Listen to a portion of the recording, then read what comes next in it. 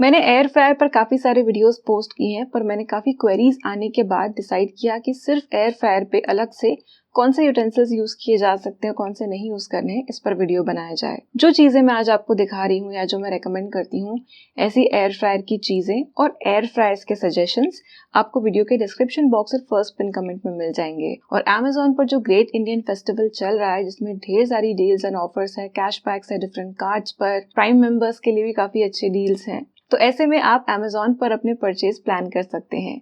तो बिना देरी किए चलिए वीडियो शुरू करते हैं।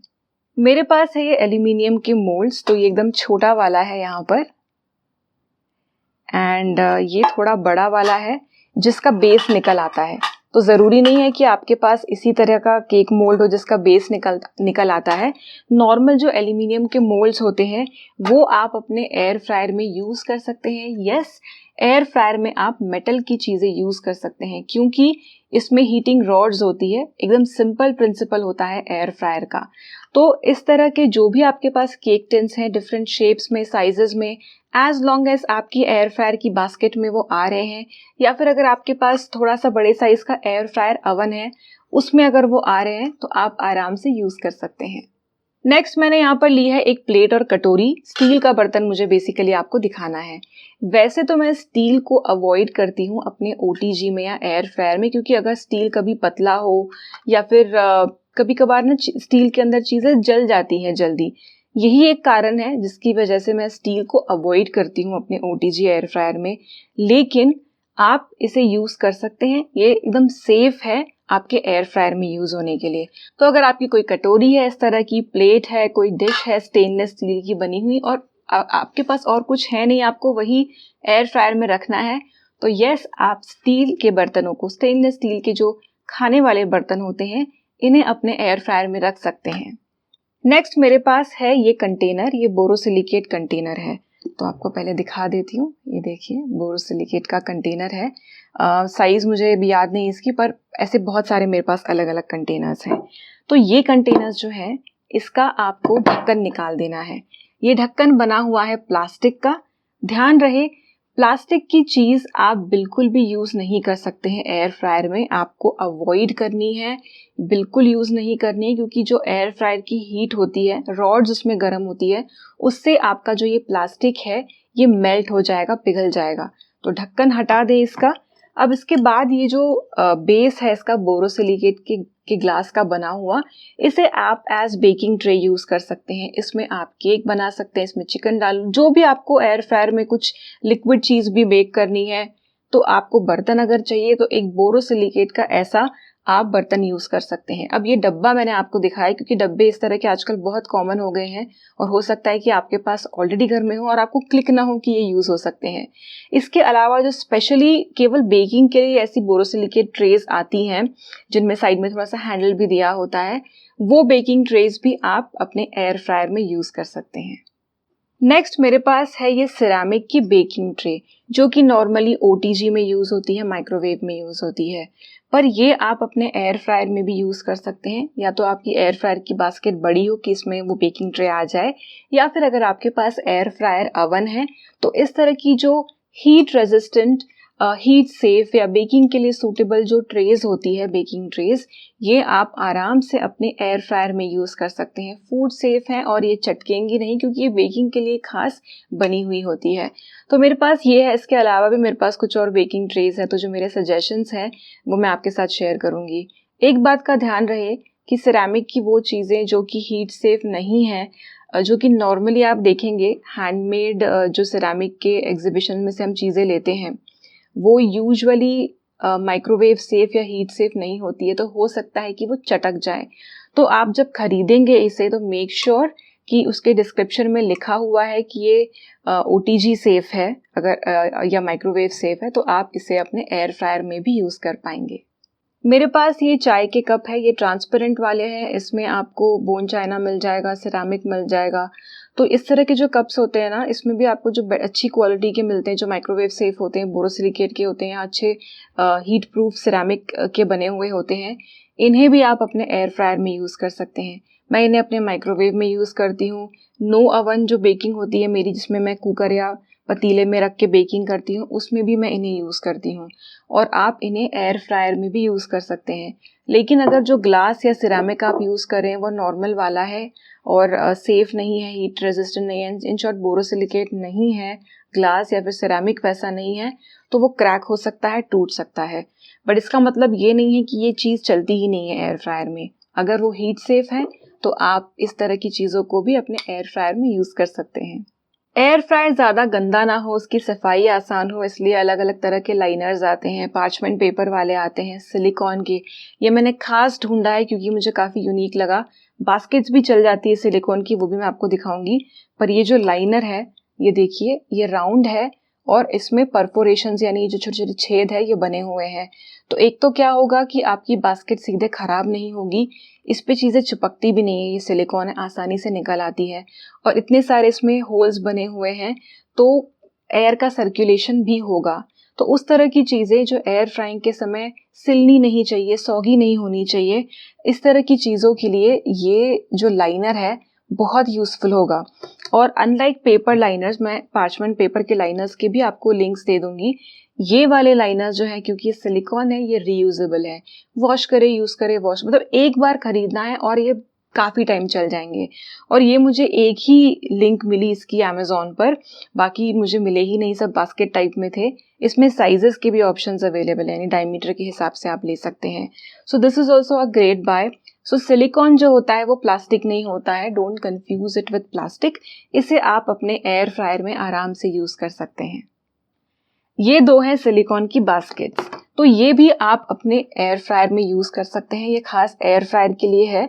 इसमें आपको राउंड वाली भी मिल जाएगी और स्क्वायर वाली भी आजकल आने लगी है, मैं लिंक्स दे दूंगी। इसमें ये ऐसे एम्बॉस्ड आप पैटर्न देख रहे हैं, ये आपके खाने को सरफेस से ऊपर रखेगा ताकि अगर खाने में से कुछ जूसेस निकल रहे हैं तो उसी में आपका खाना वापस डूब के सौगी ना हो जाए। अब कुछ ऐसी चीज़ें जिनमें बहुत ज़्यादा एयर सर्कुलेशन से इतना फ़र्क नहीं पड़ता है, उनके लिए आप ये यूज़ कर सकते हैं। अगर आप चिकन वगैरह बना रहे हैं उसके लिए यूज़ कर सकते हैं, वेजिटेबल आपको थोड़ी सी रोस्ट करनी है उसके लिए यूज़ कर सकते हैं। तो आसानी से इसमें से आपको एक तो निकालने आ जाएगा एयर फ्रायर की बास्केट में से इसे, और इसे धोना भी आसान है। तो ये एक मेरे पास बास्केट है। इसके अलावा मेरे पास ये एक और है पिंक कलर की, जो कि ऐसे फोल्ड होके फ्लैट हो जाती है। तो इसे ओपन कर सकते हैं, ओपन करने के बाद ये ऐसी हो जाएगी। और इन दोनों बास्केट्स में कान दिए हुए हैं, हैंडल्स दिए हुए हैं, तो आप इसे ऐसे यूज़ कर सकते हैं। तो ये बास्केट्स भी अच्छी हैं, पर आपको अगर आपको बास्केट और वो जो लाइनर्स हैं उसमें से एक लेना है तो आप डिसाइड करें कि आपको किस तरह की चीज़ें एयर फ्राई करनी है। जिनमें ज़्यादा ड्रिपिंग्स होती है उसके लिए आप ये यूज़ कर सकते हैं। ड्राई चीज़ों के लिए आप वो सिलिकॉन वाले लाइनर्स यूज़ कर सकते हैं। इस तरह के सिरेमिक बोल्स अगर आपके पास हैं, जैसे थोड़ा बड़ा बोल है, ऐसे छोटे बड़े सिमिलर साइज के बोल्स, तो ये भी अगर आपके, जस्ट डिस्क्रिप्शन चेक कर लेना खरीदते समय, अगर ये माइक्रोवेव सेफ है, ओटीजी सेफ है, तो इन्हें भी आप एयर फ्रायर में यूज़ कर सकते हैं। ये जो बोल है इसे तो मैं डायरेक्टली स्टीमिंग के लिए भी यूज़ कर लेती हूँ, माइक्रोवेव में भी यूज़ कर लेती हूँ, ओटीजी में भी यूज़ कर लेती हूँ। तो मुझे लगता है कि बोल्स अगर आप डायरेक्टली रख पाएँ अपने एयर फ्रायर में तो ये भी काफ़ी बढ़िया चीज़ है। छोटा पोर्शन होता है एंड एस्थेटिक तो ये लगते ही हैं।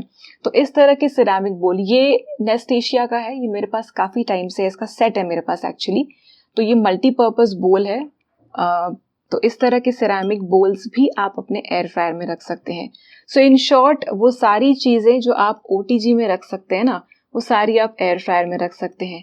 माइक्रोवेव नहीं, सिर्फ ओटीजी वाली चीज़ें।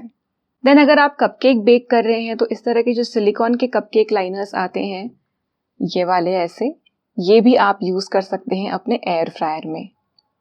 ये भी बढ़िया है क्योंकि अगर आप सेल नहीं कर रहे हैं, कपकेक घर के लिए बना रहे हैं, तो ये अच्छे हैं क्योंकि आप इन्हें वॉश करके बार बार यूज़ कर सकते हैं। ये तो मेरे पास बहुत साल पुराने हैं, आराम से 7-8 साल से ज़्यादा पुराने ये वाले लाइनर्स होंगे, may be more than that. तो ये लाइनर्स भी आप आराम से अपने एयर फ्रायर में यूज़ कर सकते हैं। नेक्स्ट मेरे पास है ये पेपर कप्स। तो ये जो पेपर कप्स या पेपर लाइनर्स है एक्चुअली कपकेक के, इन्हें आप अगर सीधे रखेंगे तो इनमें कुछ वजन नहीं होता है, ये फैलने लगेंगे। तो या तो आप इन्हें सिलिकॉन मोल्ड के अंदर रख लें या फिर किसी भी कटोरी या कप में इसे डाल के आप रख सकते हैं। तो ये जो पेपर है, इन शॉर्ट पार्चमेंट पेपर जो होता है इस तरह का, इसके मोल्ड्स और लाइनर्स आप अपने एयर फ्रायर में यूज़ कर सकते हैं। नेक्स्ट मेरे पास है ये पार्चमेंट पेपर। तो कभी अगर आपको लाइनिंग करनी है एयर फ्रायर में और आपके पास सिलिकॉन की चीज़ें नहीं है या पेपर अवेलेबल है, तो not just any paper, a good quality parchment paper, तो आप पार्चमेंट पेपर को भी अपने एयर फ्रायर में रख सकते हैं। पर मेरा एक सजेशन है कि अगर आप कुछ हल्की फुल्की चीज़ें रख रहे हैं जिनका खुद का वज़न नहीं होगा इतना, तो आप पेपर यूज़ ना करें, क्योंकि पेपर हल्का होता है और एयर फ्रायर में जो एयर सर्कुलेट होती है हाई स्पीड से, उससे आपका ये पेपर उड़ सकता है। तो अगर आप कुछ ऐसा रख रहे हैं जिसके वजन से पेपर यहाँ वहाँ उड़ेगा नहीं, तभी आप पेपर का यूज़ करें। अदरवाइज या तो आप डायरेक्टली अपनी एयर फ्रायर की बास्केट में जो खाना है वो रख लें, या फिर जो मैंने आपको सिलिकॉन की बास्केट और लाइनर दिखाया था वो यूज़ करें। ये है मेटल का ब्रेड का टिन। तो एल्यूमिनियम का आता है इस तरह का, आई थिंक ये गैल्वेनाइज्ड मेटल है विथ नॉनस्टिक कोटिंग। तो ये भी आप यूज़ कर सकते हैं अपने एयर फ्रायर में अगर ये बास्केट में फिट हो रहा है, या फिर अगर आपके पास एयर फ्रायर अवन है उसमें भी आप इस तरह का मेटल का मोल्ड ब्रेड वाला यूज़ कर सकते हैं। सो बेझिझक ब्रेड बेकिंग भी आप अपने एयर फ्रायर में कर सकते हैं इस तरह के मेटल मोल्ड्स में। ये है एल्यूमिनियम फॉइल, जो कि हो सके तो अवॉइड करें, लेकिन ऐसा भी कोई इशू नहीं है कि आप बिल्कुल ही यूज़ नहीं कर सकते। तो इसे आप एयर फ्रायर में यूज़ कर सकते हैं। और अगर आपको कुछ चीज़ें, जैसे अगर आपको पोटैटो रोस्ट करना है तो आप इसमें लपेट के पोटैटो को रोस्ट कर सकते हैं ताकि वो जल्दी रोस्ट हो जाए। तो एल्यूमिनियम फॉइल को सेफली आप एयर फ्रायर में यूज़ कर सकते हैं। पर जैसा मैंने पार्चमेंट पेपर में कहा था, अगर आप इसे लाइनिंग के लिए यूज़ कर रहे हैं एयर फ्रायर में, तो इस पे कुछ भी हैवी आप रखें ताकि ये अंदर उड़े ना। तो पेपर ज़्यादा बेटर रहेगा एल्यूमिनियम फॉइल के मुकाबले। अगर आप चाहें तो एल्यूमिनियम फॉइल को भी अपने एयर फ्रायर में यूज़ कर सकते हैं। अब जो 2-3 चीज़ें मैं आपको दिखा रही हूँ, इन्हें आपको एयर फ्रायर के अंदर नहीं रखना है, बट अगर आप एयर फ्रायर यूज़ करते हैं तो मेरे हिसाब से ये आपके पास होनी चाहिए, इसलिए मैंने इस वीडियो में इंक्लूड किया है। तो ये 2 तरह के चिमटे या टोंग्स हैं मेरे पास। यह है सिलिकॉन का, सिलिकॉन ही आगे से इसके दिया हुआ है, और इसे ऐसे आप ओपन कर सकते हैं। इस तरह का ये टोंग है, और यहाँ पर नीचे जो लॉक दिया है इसे पुश करेंगे तो ये लॉक हो जाएगा। पूरा एकदम क्लोज होके लॉक नहीं होता है, पर काफ़ी हद तक क्लोज हो जाता है, और इसे ऐसे करेंगे तो ये ओपन हो जाता है। तो ये एक मेरे पास है सिलिकॉन का।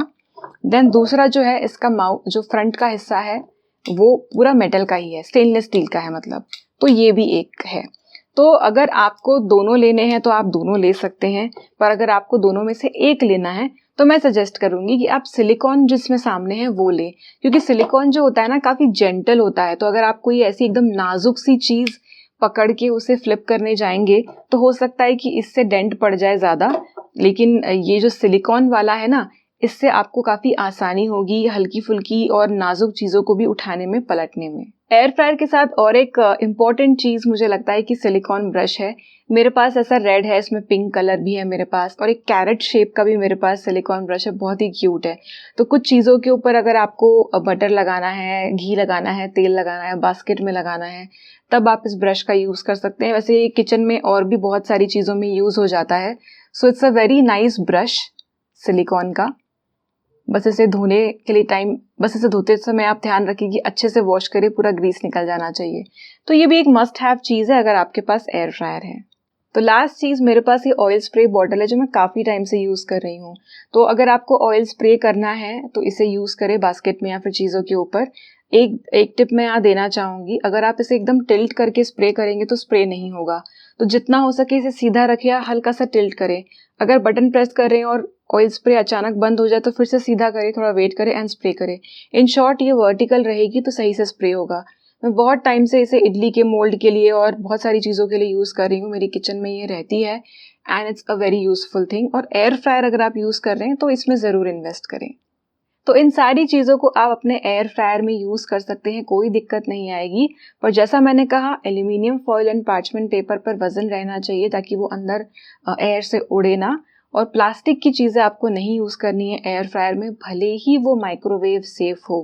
प्लास्टिक किसी भी प्रकार का आपके एयर फ्रायर में नहीं जाना चाहिए। तो आई होप इस वीडियो को देखकर आपकी क्वेरीज क्लियर हो गई होंगी कि आप किस तरह की चीज़ें अपने एयर फ्रायर में यूज़ कर सकते हैं और किस तरह की नहीं यूज़ कर सकते। मेरे सारे रिकमेंडेशंस की लिंक्स आपको वीडियो के डिस्क्रिप्शन बॉक्स और फर्स्ट पिन कमेंट में मिल जाएगी। वीडियो यूजफुल लगा हो तो इसे लाइक करें और अपने फ्रेंड्स एंड फैमिली के साथ ज़रूर शेयर करें। मिलते हैं अगले वीडियो में, तब तक के लिए बाय।